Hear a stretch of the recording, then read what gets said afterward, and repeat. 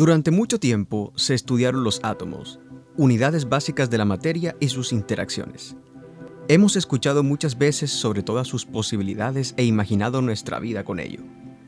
Se han enumerado las descripciones sobre su composición y potencial para grandes cosas, impulsos gigantescos, gran producción de energía, mucho poder de la naturaleza y todo en un puñado de materia. En los átomos vive la energía nuclear, y se ha escuchado diversas utilizaciones, así como también se escucha sobre sus riesgos. Peligros para la salud, accidentes causados o desastres sumamente catastróficos. Ahora bien, ¿es realmente tan peligrosa la energía nuclear? ¿Cuál es su verdadera naturaleza? ¿Podemos darle un uso correcto? Y si es así, ¿cuál debe ser? Acompáñenos a continuación a un viaje desde lo más pequeño a lo más grande, con los mitos y verdades de la energía nuclear. Mi nombre es Jesús Romero, estudiante de Ingeniería Mecánica, junto a mi compañero José Carrillo y a nuestros invitados, el entusiasta y también estudiante de Ingeniería Mecánica Jorge Sierra y el doctor en Física Mario Acero, les damos la bienvenida a un nuevo episodio de Medcast Ingeniería al Oído. Capítulo 2. Energía nuclear. Un poder infinito, una responsabilidad atómica. Inicialmente agradecemos la participación con nosotros el día de hoy de los invitados desde Uninorte FM Stereo 103.1. ¿Cómo se encuentran el día de hoy, invitados? Hola, muy buenos días. Muchísimas gracias por la invitación. Mi nombre es Mario Acero, profesor de Física de la Universidad del Atlántico, y pues muy complacido de poder participar en este tipo de actividades, en este tipo de debates. Gracias. Hola, mi nombre es Jorge Mario Sierra, soy estudiante de Ingeniería Mecánica de la Universidad del Norte y estoy muy contento de haber sido invitado a este podcast. Bueno, muchas gracias por estar aquí presente. Hoy trataremos algo muy interesante y a la vez controversial, dados sus puntos altos y bajos en extremos. Y entonces hablemos sobre energía nuclear. ¿Y qué es la energía nuclear? O sea, parece algo que nos suena a una gran cantidad de poder, tal vez una manera de suministrar energía a gran cantidad de cosas. Y tal vez sea apropiado empezar por ahí. Podemos definir la energía nuclear como esa energía contenida en el núcleo de los átomos. Los átomos, además, son las partículas más pequeñas en que puede dividirse un elemento químico, manteniendo sus propiedades. La energía nuclear es la energía que mantiene unidos los neutrones y protones. Parece que en nuestra cultura hemos asociado mucho el pensar que la energía nuclear solo se aplica a armas como bombas o para el funcionamiento de aparatos enormes, más que todo un poco en el ámbito militar, ¿cierto? Pero en realidad este tipo de energía se encuentra envuelta en varias otras aplicaciones, como en la medicina, alimentos o el sector medioambiental. La aplicación más común en la que podemos encontrarla es en la generación de energía eléctrica. Para producir electricidad por medio de energía nuclear, debe ser liberada y existen dos maneras para hacerlo: la fusión y la fisión nuclear. En la fusión nuclear, la energía se libera cuando los núcleos de los átomos se fusionan entre sí para formar un núcleo más grande. Así es como el Sol produce energía. En la fisión nuclear ocurre lo contrario. Los núcleos se separan para formar núcleos más pequeños, liberando energía. Las centrales nucleares utilizan la fisión nuclear para producir electricidad. Cuando se produce una de estas dos reacciones, los átomos experimentan una ligera pérdida de masa. Esta masa que se pierde se convierte en una gran cantidad de energía calorífica y de radiación. ¿Qué características dan origen a la energía nuclear? Siendo esta la energía contenida en las partículas elementales y que es liberada durante sus interacciones, es producida por la radiactividad de los componentes.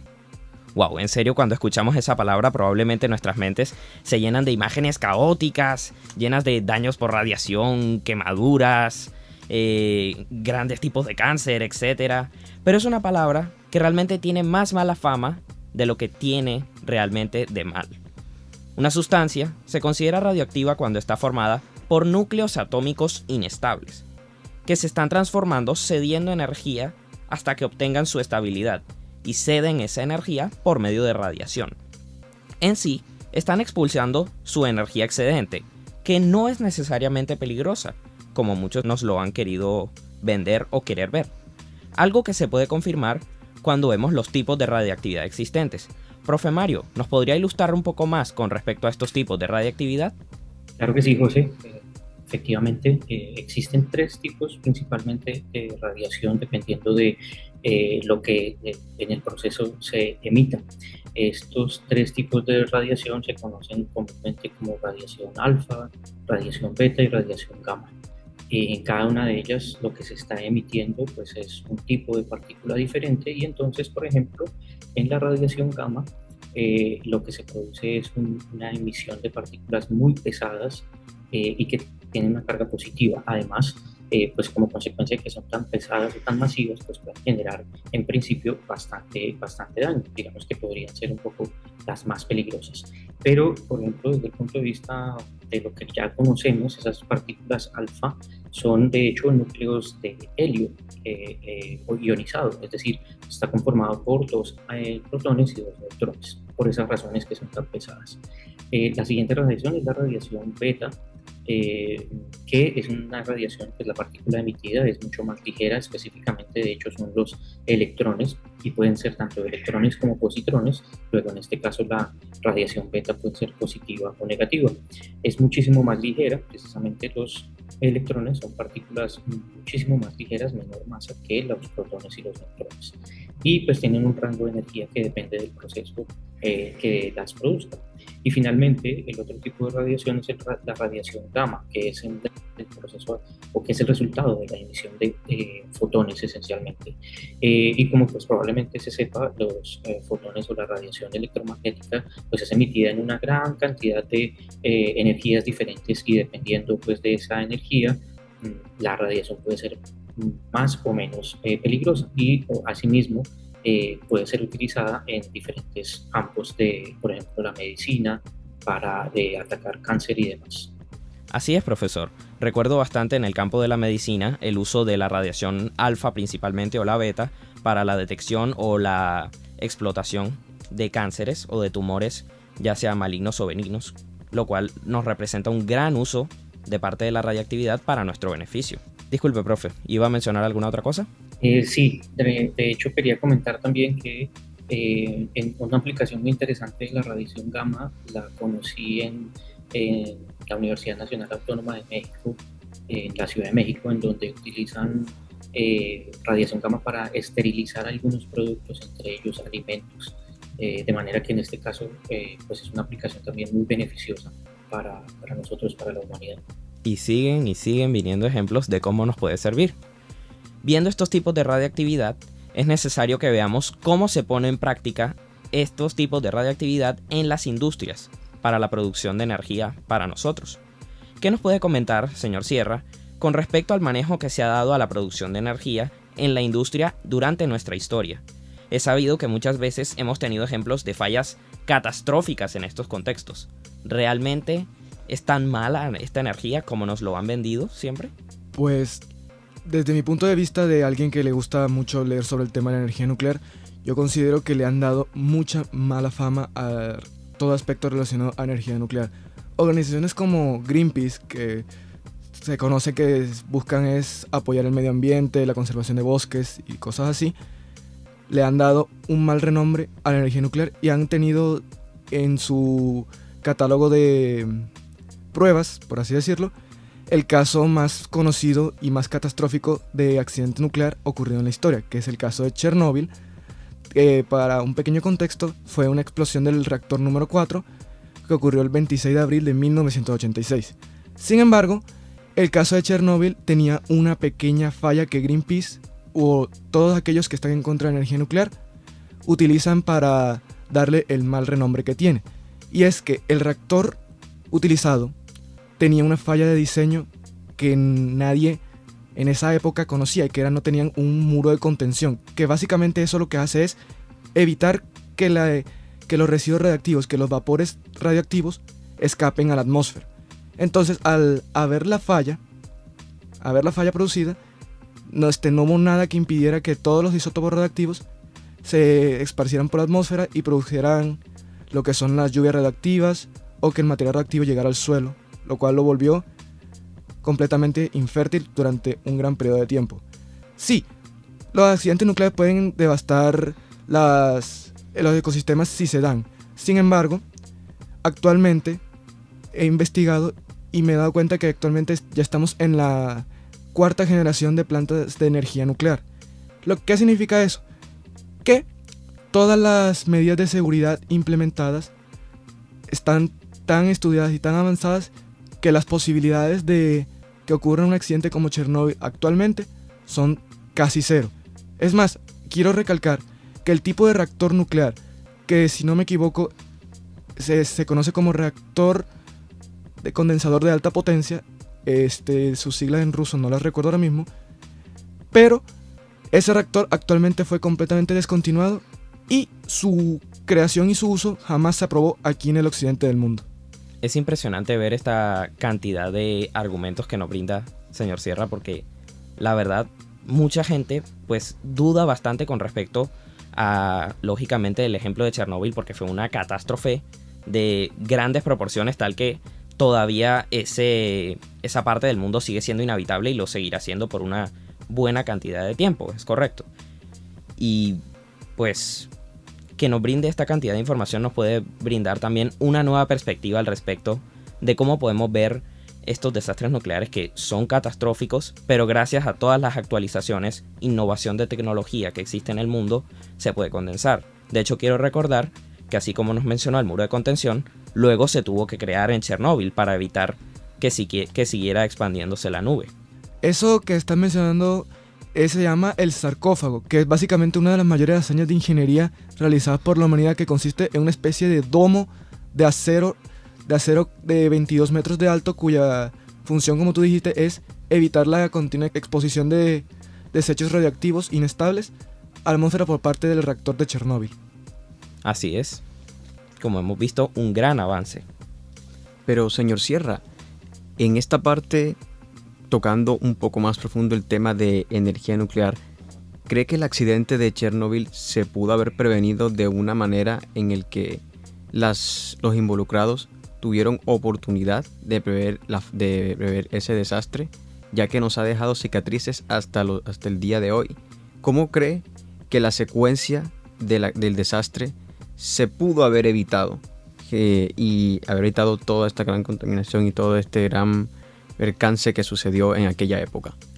Pues algo que mucha gente no está tomando en cuenta cuando se habla de Chernobyl es el contexto social que se vivía en el mundo en aquella época. Por el año 1986 estaba el mundo en el contexto de la Guerra Fría, es decir, el conflicto de intereses entre el capitalismo propuesto por Estados Unidos y el comunismo propiciado por la Unión Soviética. Entonces, debido a ese conflicto de intereses, la Unión Soviética se interesaba más por ver quién llegaba mejor al éxito, al progreso tanto económico como militar y social, que no tenían en cuenta aspectos como la seguridad o el mero conocimiento de la energía nuclear. Simplemente les interesaba ser los mejores. Entonces, si tomando en cuenta ese contexto, no creo que se haya podido evitar lo de Chernóbil. Sin embargo, considero que lo de Chernóbil, aunque fue una catástrofe, fue algo que tenía que pasar para que el mundo se pudiera concientizar de los peligros de un mal manejo de la energía nuclear.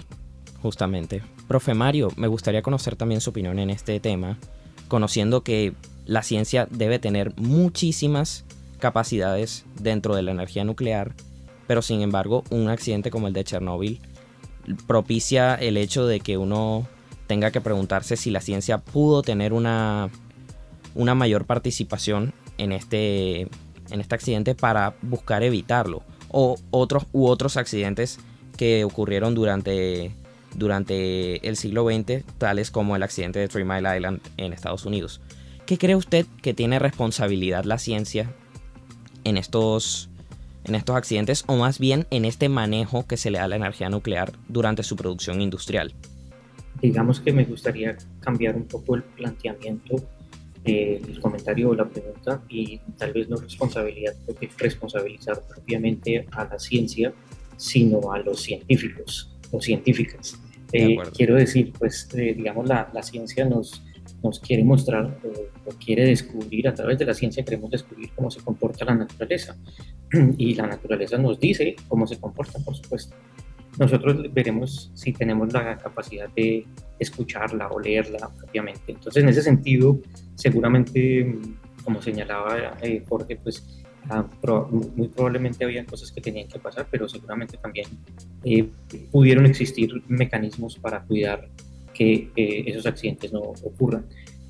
Sin embargo, también pienso que a través de la investigación, digamos, las inquietudes que se generaron alrededor de todos esos accidentes, pues ahora se están tomando muchas más precauciones, no solo desde el punto de vista de mejorar la construcción, por ejemplo, de las centrales nucleares, sino de también cuidar que estos productos, el combustible, no sea tratado de manera incorrecta.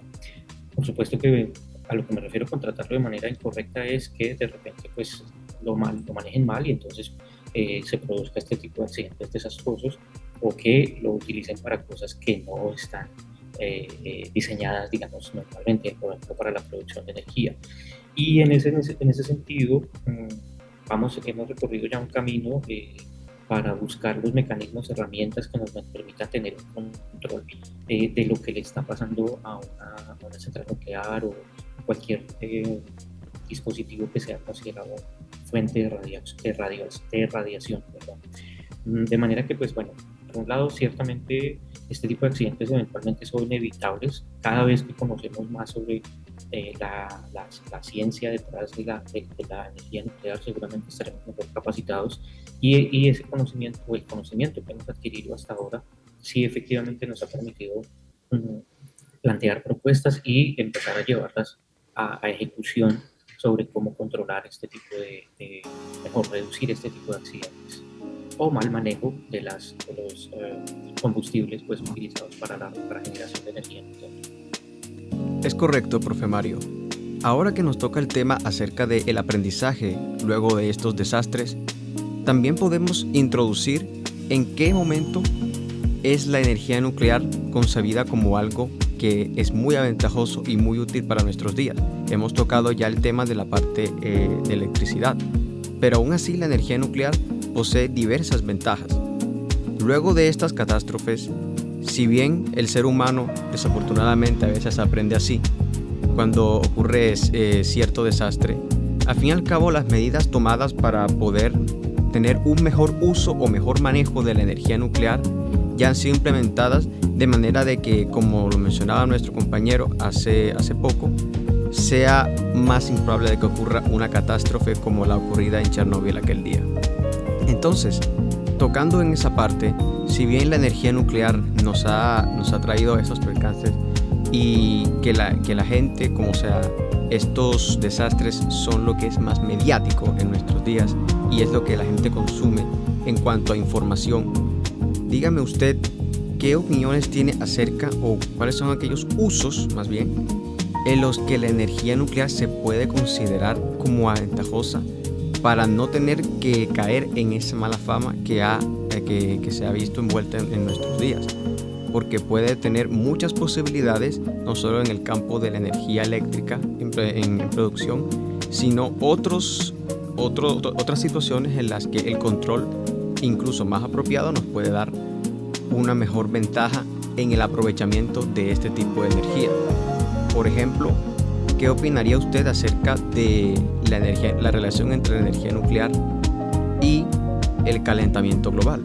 ¿Podemos considerarla una energía sustentable tal vez? En primera instancia, pues creo que la producción de energía a través de energía nuclear efectivamente es más sustentable que, por ejemplo, la que se produce a través de la quema de carbón. Esencialmente, entonces, quizá pueda ser la comparación más fuerte, porque la producción de energía a través de quema de carbón pues produce un montón enorme también de CO2 o gas carbónico, de manera que por supuesto eso va a ser muchísimo más perjudicial para nuestro medio ambiente. En principio, entonces, la generación de energía eléctrica a través de energía nuclear es más sustentable, produce menos emisión de, por ejemplo, gas carbónico u otros elementos. En ese sentido, lo considero más sustentable efectivamente. Ok, muchísimas gracias por su opinión, profe Mario. Entonces, a partir de lo que hemos expuesto en esta conversación, la energía nuclear entonces es un tipo de energía a la que tal vez no la estábamos viendo con ojos adecuadamente.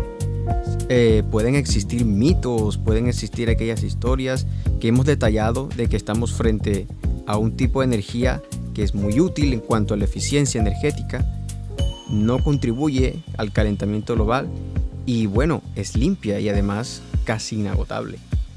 Al parecer, hemos caído en la cuenta con estas catástrofes acerca de su mala fama, como hemos venido comentando, pero en realidad sí podemos sacarle una buena ventaja a este tipo de energía. Sin embargo, como hemos dicho, pues todo gran poder conlleva una gran responsabilidad. Por más poético que suene, es completamente cierto. Por último, quisiera dar un espacio para una discusión que sigue vigente, y es de si, ya discutimos que podemos generar energía nuclear bastante rentable y bastante amigable con el medio ambiente para nuestro consumo humano, ya sea por el medio que sea. Y en este caso, hemos hablado bastante de la fisión nuclear, que es la utilizada actualmente, y me gustaría tocar brevemente el tema de la fusión nuclear, que todavía se encuentra en desarrollo, pero que ya está dando sus primeros frutos. Jorge, ¿qué opinión te merecería a ti con respecto al tema de la fusión nuclear? ¿Es factible a futuro? ¿Puede tener una mejor condición que la fisión usada actualmente? ¿Qué beneficios nos puede traer implementación de la fusión? Pues desde mi punto de vista, la fusión nuclear es todavía mucho más efectiva en términos de generación de energía que la misma fisión y mucho más amigable con el medio ambiente que su compañera de generación de energía.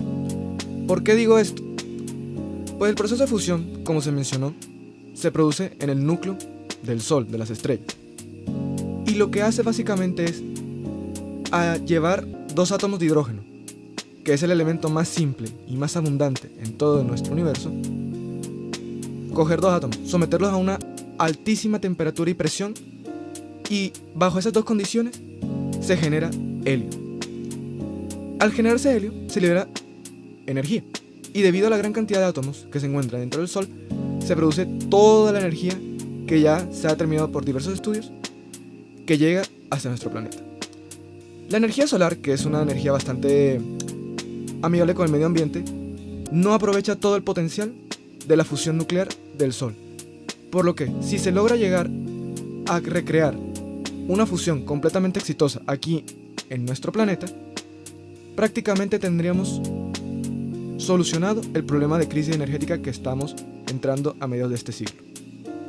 Es asombroso ver este potencial, sin duda. Esperemos que en un futuro logremos implementarlo y que nuestro planeta tenga muchas más fuentes de energía renovable, amigable con el medio ambiente y que podamos valernos de ella de un buen modo. Y es así, José. Como en nuestros días, progresivamente vamos a estar siempre buscando aquellas alternativas que nos puedan ser más sustentables y que a nuestro planeta lo podamos cuidar mucho mejor. Para nuestros oyentes el día de hoy, ¿cuál ha sido su pensamiento sobre la energía nuclear? ¿Tenían ustedes alguna idea acerca de percances o que esta energía podría ser peligrosa? ¿Qué posibilidades ve usted a futuro en un país tal vez como Colombia el uso de energía nuclear? ¿Cree usted que tendremos un momento histórico en su implementación o cómo ve usted un panorama globalmente? Estimados, muchísimas gracias por escucharnos hasta el final. A nuestros invitados el día de hoy les agradecemos muchísimo todo su apoyo durante nuestro tiempo y esperamos que haya sido de su agrado. Muchísimas gracias, profe Mario. Muchísimas gracias, amigo Jorge.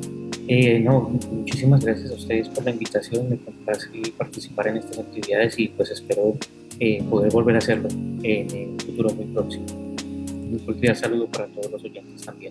Muchas gracias en serio por la invitación. La verdad es que este es un tema que a mí me apasiona mucho investigar y conversar, ya que considero que hay mucha cosa que no se dice y siempre es buena idea aclarar cualquier duda para que haya más información. Un profundo agradecimiento a ustedes el día de hoy. Y como último mensaje, dentro de la vida existirán siempre percances en los que a veces nuestro cuerpo humano está sometido a tareas que incluso ciertas personas no son capaces de hacer.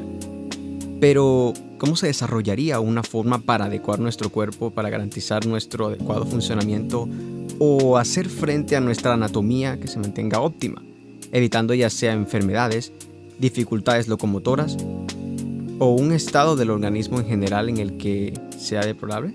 En nuestro siguiente capítulo, estaremos contemplando la ingeniería biomédica y sus constantes avances para la creación de nuevos modelos para nuestro organismo, y cómo la interacción de la física, química, biología y además, lógicamente, nuestra ingeniería, en nuestros tiempos modernos está sirviendo para brindarnos una mejor salud y poder prolongar mejor y de mejor manera nuestra vida.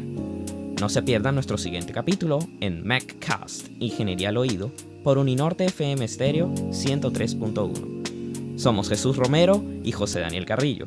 Muchas gracias, esto fue todo por hoy.